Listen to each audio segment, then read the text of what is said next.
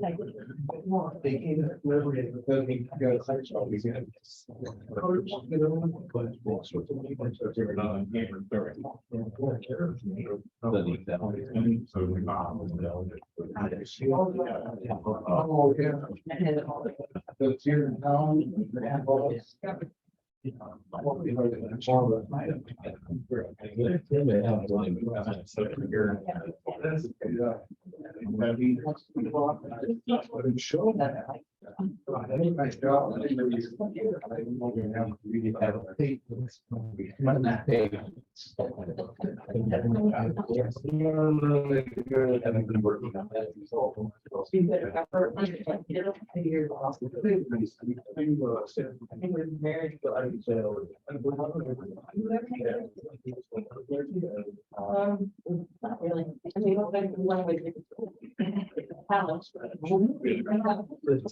I didn't pull everything. I know, but you didn't.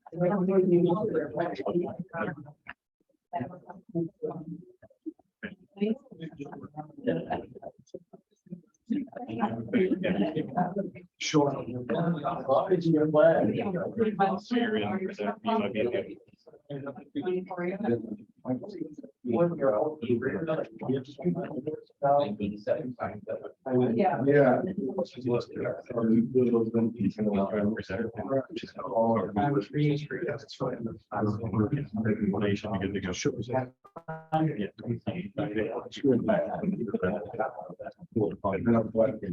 All right, we got all the technical difficulties fixed.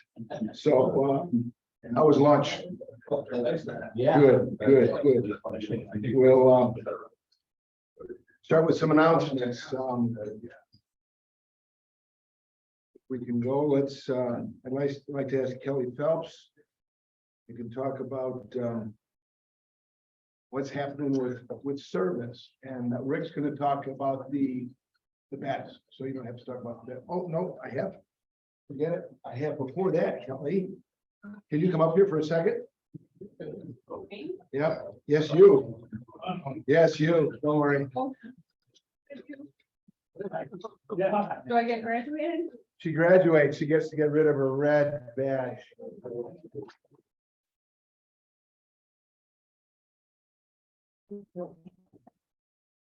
Awesome, thank you so much. You're now a veteran. All right. Thank you. Thank you. Red badge is your first year of membership. So she is past that. Kelly, again, back to anything on service coming up. Besides the beds, because Rick is going to talk about the beds. Yeah, I know the dwelling place is listed in the newsletter, but we're gonna postpone that until May, so it'll just be next week, Tuesday, April 11th at the eyeglass factory, which there are 2 times listed. Forgive me, I don't remember what they were. What the times, the April 11th at the eyeglass factory? 12:30 to 2:30, 5:30 to 7:30.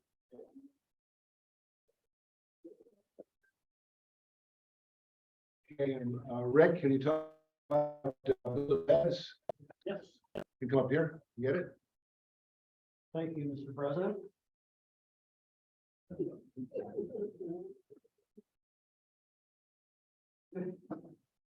Brent Spoolstra, who is our project chairperson, not here today. So it's not working. Hello. It's not working at all?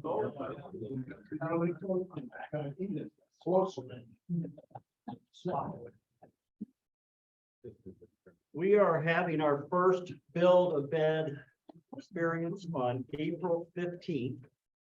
We have about 13 volunteers so far. We need about 20. So if you have not yet volunteered, please do so. You can drop me an email, Brett Spoolstra an email, and you will be contacted with dates and times and so forth. Has everyone heard about the Build-A-Bed? See, some heads nodding, no, yes, no. The interesting thing is, and this was a shock to me, that there are so many kids who don't have a bed to sleep in. Do you believe that, this day and age? And obviously, without a bed, so many things happen in a young person's life. Well, this project is seeking to do something about that. We're going to have several Build-A-Bed experiences. First one being on April 15th. If you would like to be involved, contact Brett Spoolstra or myself, and this will be a very rewarding experience. So, questions about Build-A-Bed? Do we have to be a good woodworker to do it? No. Actually, that would be kind of hard to get out of this room. No, you don't. It's a very well developed concept. They've done so much of this. We're going to be building over the course of this year's build some 120 plus beds. So instead of those young people ages 3 to 17 sleeping on the floor, we're going to have a bed. It's either going to be a single bed or it's going to be a bunk bed. And then the other volunteers from Lions are going to be soliciting donations of comforters and sheets and pillows and so forth. So it will be quite a rewarding experience. So if you have our first Build-A-Bed is going to be April 15th. It's coming up. And if we've got your name and your cell number and email, you'll be contacted with time, specific things you need to know, and you're going to have an opportunity to be richly rewarded. Anyone here work our last Habitat for Humanity project?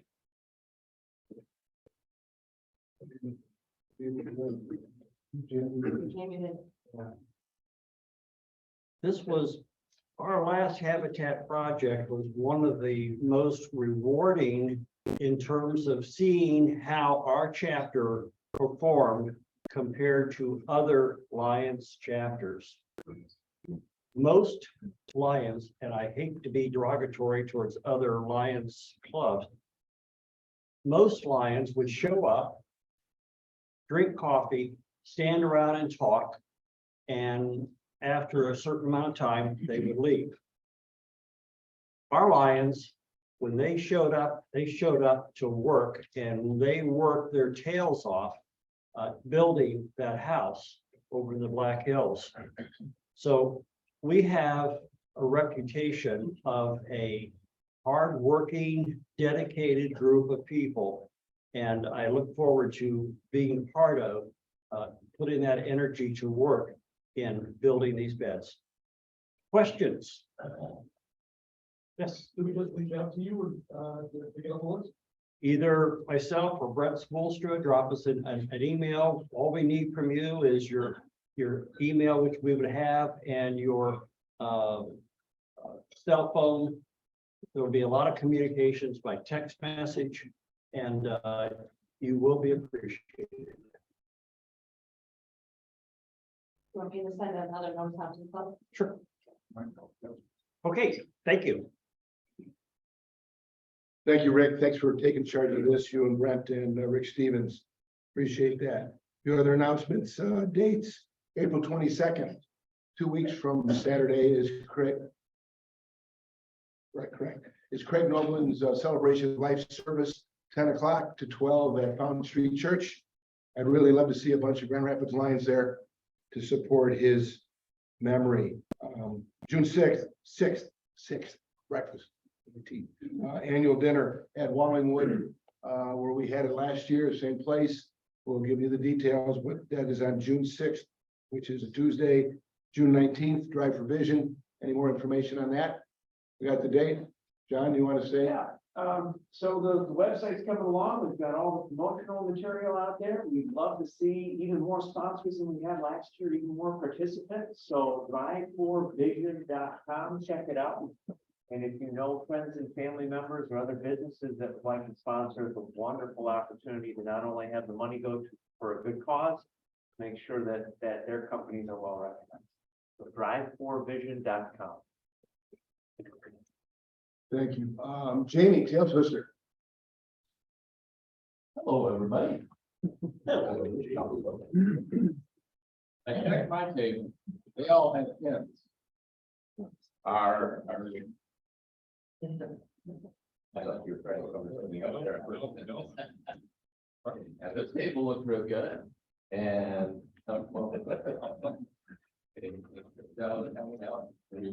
But you got it new. Oh, I was gonna grab it and then I'm like, no, I'll wait until I'm ready to leave and then.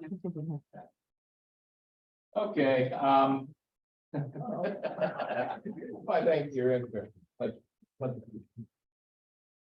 Oh, and then, yeah.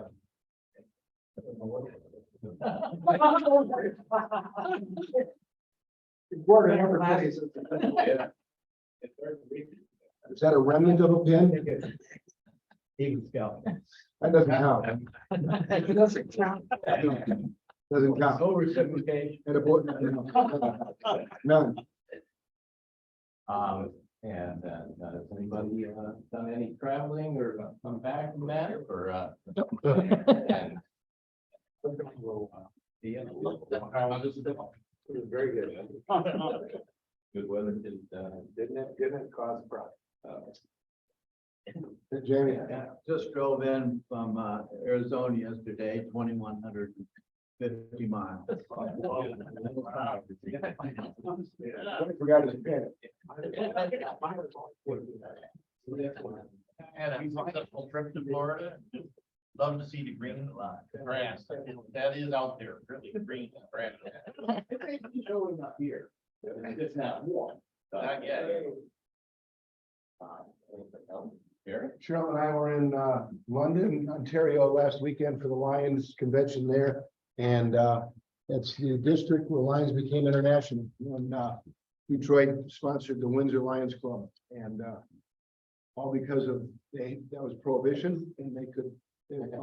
All the Detroit Lions went over there to drink and they met all these great folks and they said, who are you? They said, we're Lions, and they started a Lions Club. So that's what precipitated Lionism becoming international. And Good did come from prohibition. right, they still have a lot of fun over there. Okay. My daughter turned 15. A little big story. Many of you in the room were in the room for Jim Kaiser's presidential and I remember the day after he was inaugurated, I was going to go and post my wife. And many of you are in the room with the first announcement of our daughter. And then here we are, she's 15. So it's kind of, it seems like it's. Man, you're getting old. Go straight. You survived too. Yeah. Luckily, she takes after her mother. Looking around, there are some guests here. Yeah. This is my youngest son, Bobby. He's not quite 15, but he's visiting on the spring break. Doing your research on whether you want to be a lion or not.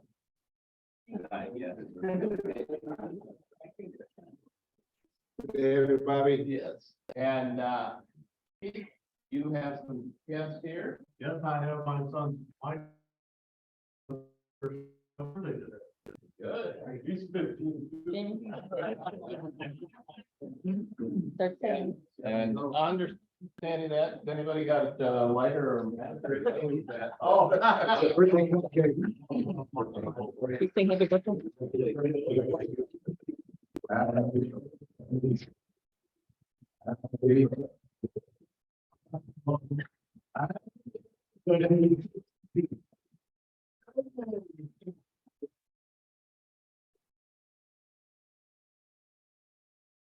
and do I have the card? Because I always get the card. Yeah, we have the raffle. I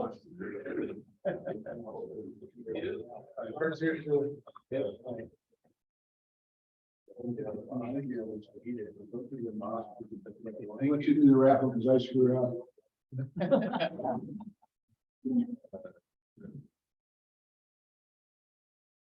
That's second. We need $5, or you got $5. I'll get it. Oh, no, I got it. Okay. If there isn't. Okay. Get out your raffle ticket. No, those are mine. And I think the birthday boys get to pick both of the same. Yeah. Okay. One stuck, one just fell out. There we go. Way it works, first ticket gets $5, second ticket gets a chance at probably less than that, since I won the last time. He did.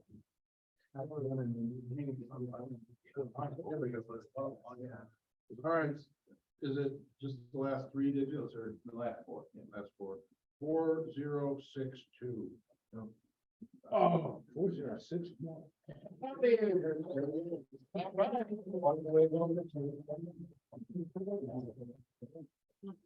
Bobby got it? Yeah. Bobby. Yeah. All right. You're 18, aren't you? There you go. And the last one, see if you can get the white chip mixed with 51 other red chips. 4170. 4170. Did he pick his own? Okay. Are you getting all my dad? Okay. Bring it over here. Are you done with my? Served well, you were not retired. Thank you. All right.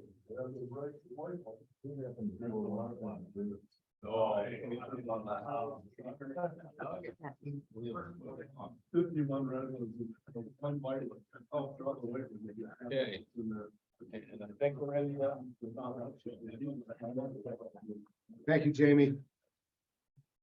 Well, the good news is I don't have to introduce anybody for the program today, except for Dr. Adam Carlson and Cheryl, who are we were all part of this 2023 mission to Nairobi, Kenya.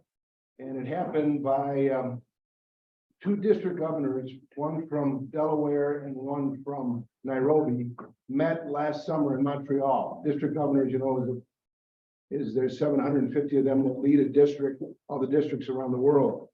And they're both very dynamic individuals, and they decided they wanted to do something to really make a difference. So they formed this giant service project, and you'll see the list of all the service that was done, of which vision was just a part of it. I had told them that if they were going to put together, that I'd be interested. They sent me an email, said the dates were early February, and Cheryl and I signed up right away. I looked at the vision stuff and I thought, oh, they got a gigantic vision team set up for this. Well, when I responded, I was the only I guy to begin with. So I said to Dr. Carlson, who's taken over my practice in terms of owning it and hasn't had a vacation in 7 months, I said, hey, Adam, this would be a great opportunity. Besides the vision part of it, which he's done 20 vision missions, as Cheryl has, but to see what other things Lions do at that kind of level around the world. Often we get used to just what we do right here. And when you get outside of your state, you get outside of your country, you see the different cultures and the different things. We'll go through what happened. And so I had one more doc from New York that I got on there, and I still thought we were going to have a big team. Well, we were the 3 docs. That was it. And when you see the numbers of what happened, it was set up that when you do these trips of any kind of service overseas, you're working with Lions from the other countries. But you find that your cultures are different, and sometimes it takes a little bit to mesh. So, let me go through part of it, and then we're gonna let Adam go through part of it, and let Cheryl, pipe in when she feels like it. Maybe? Think so? Try that one. There we go. So I'll get out of the way. This describes what the goal was for the team. There were 32 members from Delaware, New York, Michigan, Wisconsin, Arizona, France, Serbia, and the United Kingdom. Basically, most of us didn't know each other, which was amazing to go on a trip to do that. So most of this took place right in Nairobi. Nairobi is a big, big city. It is the capital of Kenya. But like every big city, it has a lot of desolate parts. The School for the Blind, these beaver balls, which you'll see, are soccer balls that have noisemakers in them that they can play soccer. And it's just like beaver baseball. And they have schools. They have 17 schools in Kenya for visually impaired students, and they live there. Also, a donation of 100 white canes. The School for the Disabled Youth is a school where they also live. Children that are basically orphaned at birth, they are abandoned in a hospital because the young ladies can't afford to feed them, take care of them, and they just leave them there. And many of these kids are severely disabled. Most of them are in wheelchairs or crutches. And so the goal was to examine their eyes, and they also, the team beforehand, they had collected LCIF funds, Lions Clubs International Foundation funds, for a lot of these expenses for the 10 wheelchairs that they purchased over there, and they delivered to them. You'll see a picture of how crummy some of the wheelchairs look. They had a Special Olympics event. Opening Eyes is the Lions Club part of it that examines their eyes and provides glasses for them. So we're going to examine 450 of the athletes. Another part was to deliver the Freedom for Girls activity, deliver 400 sanitary napkin packs for young girls. They don't have access, they don't have them, they don't understand it. When that stuff starts happening. Then they had Lions Day at the United Nations. There's 3 of those held worldwide every year. One of them is at the UN in New York. One of them is in Switzerland, and the other was in Kenya. So we were at the United Nations in Nairobi, Kenya for that event. Lions has partnered with the United Nations since 1945 when we signed their charter as one of the non-governmental organizations to participate with the United Nations. They have 17 different service areas that the United Nations does worldwide, and we participate and help with all of those. Primary school, 1,200 eye exams. Cypress Hospital, they were doing 100 cataract surgeries. A donation of 10 orbit readers, we'll explain that. Planting 1,000 trees in Lions City Park, which was a gigantic park, and we're just putting more trees in there. Launch an e-waste system for getting rid of computers and all the electronic waste that we dump in garbage dumps. And we deliver 7,000 meals for primary schools. Often their only meal that they get in the day is the lunch that they get there. Screening, diabetes screening, 150 eye exams. And then we went on a safari at the end. You'll see some pictures that Adam will tell about. But we said, hey, we're out there with the Maasai tribe, which lives out in the Maasai Mara area, which is a plateau. And we said we'll examine their eyes for them. So we did 500 eye exams at the primary school. This is the school for the visually impaired. I'm going to duck so I don't block your view. If the reflection off my head's too much, let me know. These are the balls that we delivered.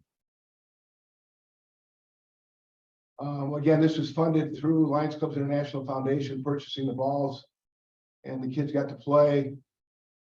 Here they're being handed the balls, so they have some lions, the yellow vests. Cheryl and I got our first, and you did too, probably your first vest. We never had a yellow vest before, but it helps distinguish who the line members are, a yellow vest and a yellow cap. And these are some of the blind kids, visually impaired. There were 2 albino brothers, and the The rest had various forms of blindness. Some of them were absolute blind. Some had a little bit of vision, but not a lot. And when we saw all the young people there in Nairobi, they were all dressed nice. So even if they were super poor, they're in school, they're all in a uniform and very, very clean and nice, very friendly. Here was the white canes that were delivered for the kids. And again, at the schools, they teach the use. It's just basically like a super ABVI. Right, Tim? That was the international president. And his wife.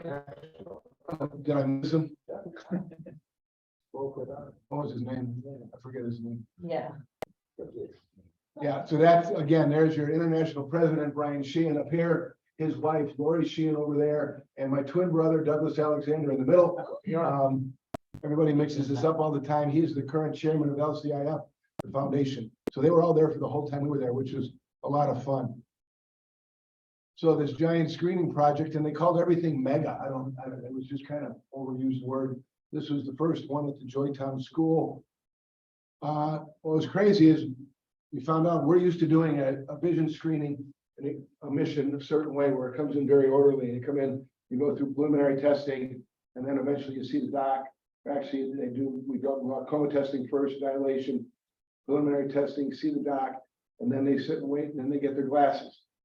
And they had it already set up when we got here with all these kids in wheelchairs. And they were just, I mean, there must have been 30 of them in this room. And there's a door here, and there's another door here. And they had it set up, but it wasn't in order. They did something over here, and then they wanted us to do something over here, and then come back to the middle of the room to do something else. And it was like, we tried to get them to say, hey, and they had one eye doctor and a couple technicians doing the work. So there was basically only 6 of us that were trained. And we're supposed to do 1,200 eye exams, and they gave us an hour and a half. Wow.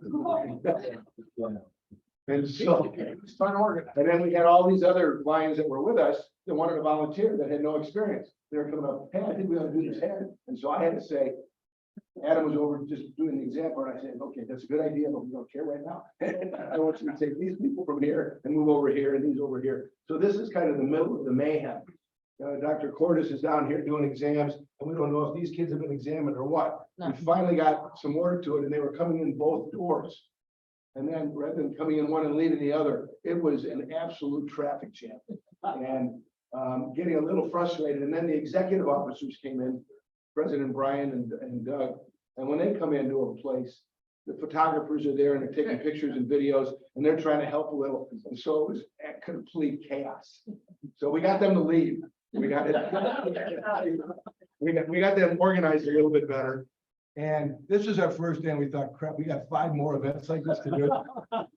There's Dr. Cordes looking in the young eyes, and these kids were so patient. They're sitting in these chairs, and they don't know us because we're just big and funny looking. That's me in the back with some of the kids out there, and they, they're all friendly. They all have all these disabilities, and they just had a blast.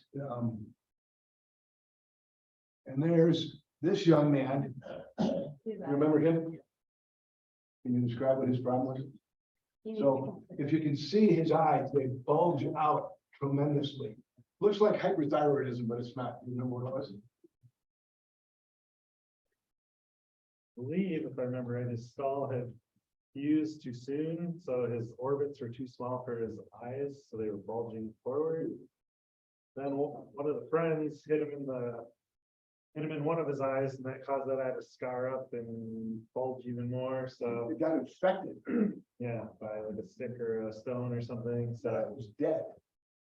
he ended up so the Lions Club in Kenya has their own eye hospital, which you'll see photos of, and they took him to the hospital and took the eye out, and We made him glasses. yeah, the other eye was still semi-functional, so he got glasses made for the people. Yeah. You got a prosthetic eye, and then just take the eye out. Yeah, well, they still had to take it out, right? Yeah. So, but they didn't take it out while we were there. No. But they were able to make the glasses for him, and the kid had all kinds of. He was just a character, really, really small kid, and most everybody speaks English, but Swahili is their native language, and he just spoke Swahili. So they were trying to interpret back and forth. And this is the international president Brian and his wife Lori, and they're just taking selfies with him.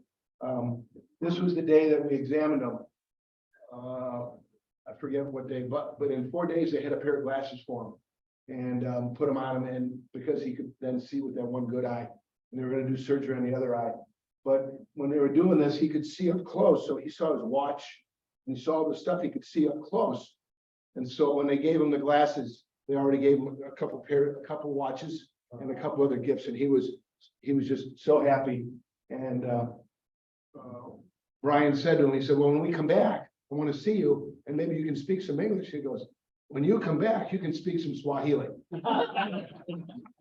Through an interpreter. Through an interpreter, right, right. So. You never know what you're gonna see. This is the Olympic Stadium, not the Olympic Stadium. This is, well, that was Special Olympics. That's the largest stadium in Kenya. And we played soccer. Is the idea for the kids. Here they're doing the exams. Cheryl and Gail are doing the plus optic screener, which is the initial stage of an objective measurement of what the prescription is. That's soccer. So we got to play with the athletes. I got to play. That was me there. Fat guy in the middle. Right there. So we got to play with the Special Olympic athletes on it. It was on a reduced size field. So and I just played goalie. But the kids have a lot of ability.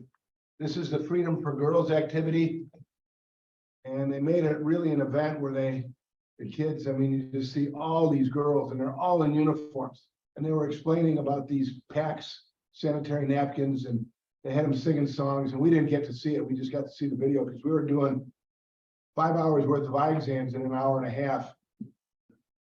This was one of the folks from Delaware. There was some younger kids, some teenagers that came along with their parents from Delaware, and they were great to get to know. These are the sanitary packs that each of the girls got. And then this is the United Nations of Kenya. Walking in, that's the room. So it looks like the United Nations here. There's the delegate, Adam. So.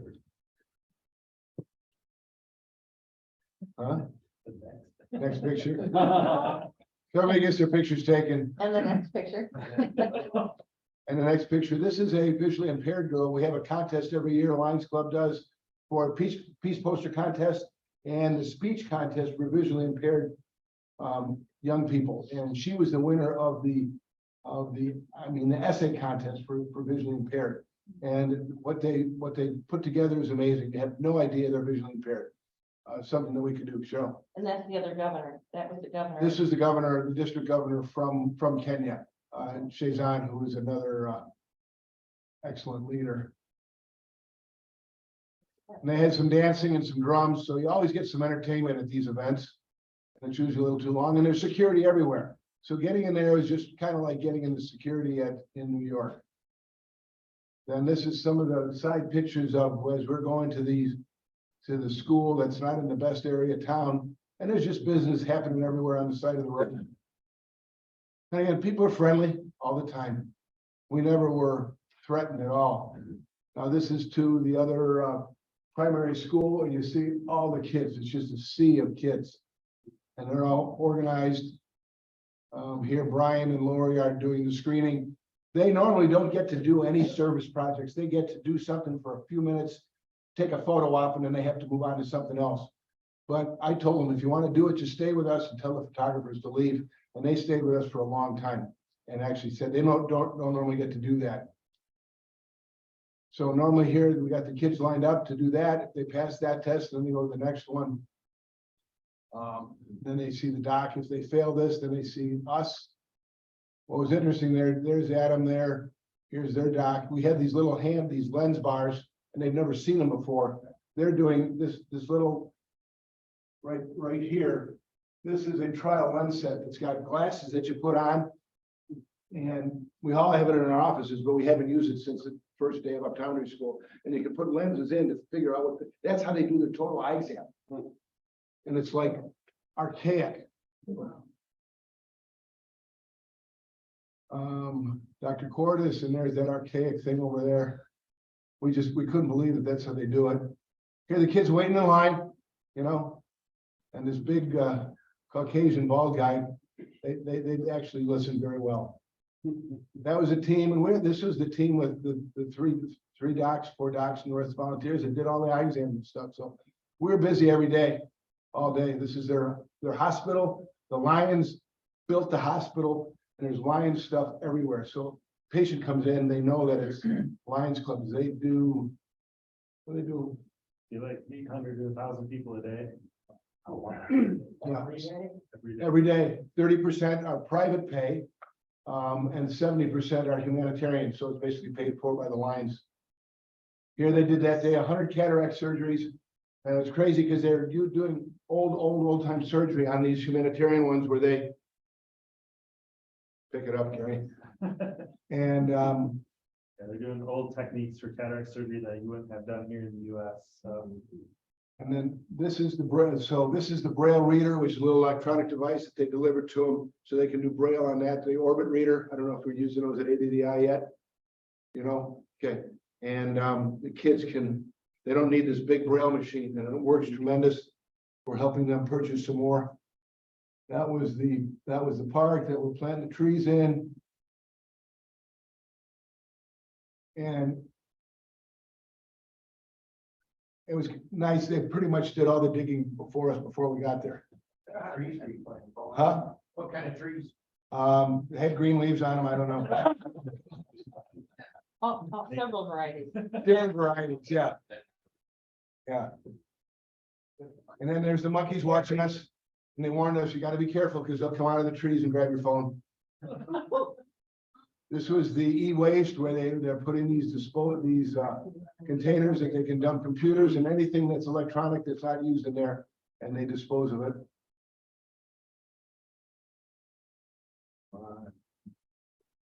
This was the food project.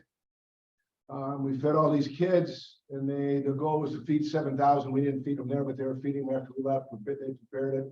We didn't have to prepare it. The kids just chow down, and that's part of their school day. This was the diabetic screening.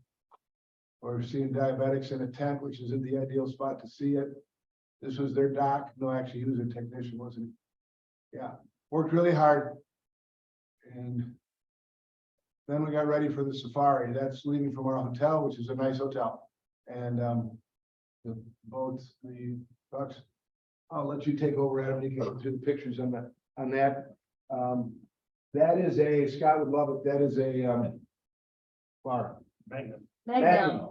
Magnum ice cream bar. We found that on mission trips, you can find Magnum ice cream bars in any country. So we found them there, so we had to take a picture. Yeah, so after an entire week of all those service activities, we got to have a little bit of fun. We did the safaris, so we all loaded into the Jeeps there and drove about 6 hours out to the Masai Mara. And along the way, there were different, people walking down the road. They get to their various different activities. Slingshot. That was a slingshot that was hanging in the rearview mirror. They said, why the slingshot? He said, baboons. Baboons will attack you. And so there's crossing the road. You basically have to avoid them in traffic. And then these are the Masai Mara ladies that make all these different wares that you see. And Gary brought one of the things. We stopped at one of their villages, and yeah. So once we got to the Masai Mara, we had these cabins. They were a normal hotel style, like a little rustic, but not anything you wouldn't find here in the UP or something. But the animals would come right up on the deck, and the monkeys were waiting for us when we got there. Looking in the window. But yeah, this is Masai Mara village. Houses are made out of elephant dung. Oh, the boot that they make a slurry and they put it over the wood and it hardens up and that's it. It doesn't smell. It doesn't smell. It didn't smell. Ladies and their very colorful outfits, and like I said, the huts, they have solar lights in there so that you can get some light in there, because the door is the only thing that get light in and out of there. So, but yeah. So these guys, so I'm walking out there, these guys came up and they all have these, that's what they wear. And he put it over my head. And he said, it's for you. And I said, oh, thank you. And he said, $20. And so I went in my wallet pocket, took out $20 and gave it to him, okay? You're not even I mean, in it. The guy's living in a poop hut, right? I'm gonna bargain down from $20. I could afford the $20. And picked up and the team said, hey, I got one of those for $5, and I said, good. You know, Well, while we were out there, we did go to a primary school and do a vision screening there as well, so. Some of the photos from the team doing that vision screening. Again, the kids are always happy, always smiling, so. Yeah, these are all Maasai tribe kids. And that's the best part. Tusker Lager, it's really good. It's the best and the worst beer they have, because it's the only beer they have. That was showing our group, for the tour, for the safari. Everybody had their own truck. So yeah, just some of the photos of the animals we got to see, there's free roaming in this and we're staying on our path out of their way. So lots of giraffes, zebras, antelopes. You stay in your truck all the time. Don't get out of your truck. Warthog. Warthog family. Cheetahs. Cheetah group. And there's no fences anywhere. I mean, for thousands and thousands of acres. None of this is fenced, and the Maasai tribe lives out there with them. All the animals live, and it's not like being at John Ballpark Zoo. And the drivers are really good. They try to get you like to see the big 5 animals on a safari, or they try to position you in the right way to get good photos like this. So, yeah, Yeah. probably one of my best shots I took on the trip. Yeah. And Dr. Ed Cordes and his wife, after we got back from the safari we drove to, there was a safari national park right in Kenya. So they spent an extra day going to the safari that's right in Kenya, and you can actually see the skyscrapers in the background as you're seeing the animals. So you got to see some of the other animals we didn't necessarily get to see, like the male and female lion. We saw females. That was. Mother and the cub. The animals afraid of you, or do they come up? You'll show the next picture. Water buffalo. Yeah, they'll come right up to the truck. They're kind of used to people being out there. I don't know if it made it in here, but there's like a leopard sitting in the shadow of the Jeep, just to get cool. So, but yeah, you don't get out of the vehicle. You have to get fined for. And he said that was a sick one. They said, giraffe said. Oh, go back. That's how they sleep. And then the next picture, when they drink, if they just bend down to drink, they'll choke. Or suffocate, so they spread their front legs apart and stick their back legs out so they don't have to bend their neck so far. Then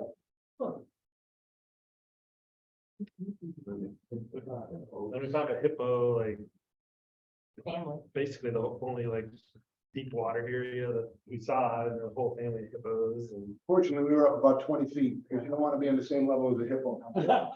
The most dangerous animal in Africa. Look at that. Yeah.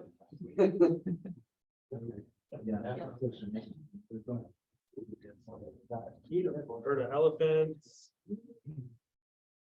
Everybody.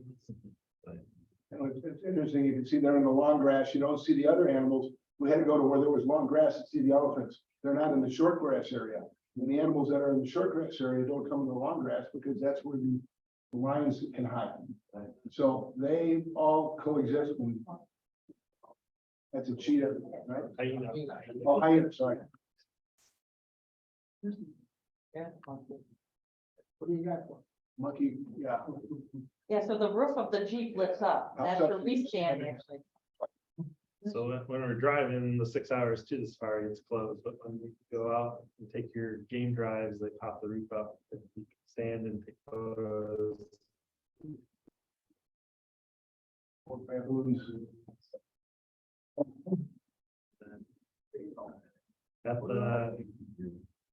At the place place we were staying at, there was like an overlook with the river next to it. This guy was hanging out on the river across from the, 30 feet away from the river. but it was high enough up that you couldn't do that yet, so. That's the sunset. You can see one little animal right there on the. There's somebody, I don't know what it is, but. Because you go out early in the morning, 6 o'clock, so that you go out before the sun, once the sunrise, that's when the animals come out. And then in the middle of the day, you know, and then you go out for another one. Yeah, sunset. Yeah, you come in at sunset. If you don't make that, you get fun tips. Yeah. Any questions? I know we went over, thanks for staying. We'll, great job. We have more missions, but, yeah, oh, we wanted an announcement, wait, sorry. Oops, yes, forgot. Real briefly. You You bet. Blind dinner date is kicking off. We're gonna have our second meeting next week on the 13th, and we are looking for additional members if we can get them at least 2. So please reach out if you can, come see me or reach out via email. We'd love to have, like I said, at least 1 or 2 more folks to come and join us. We've got some exciting things possibly coming up. So to find out more, you'll have to join. We'll look forward to seeing you there either way. Thank you much. Thank you, Jim.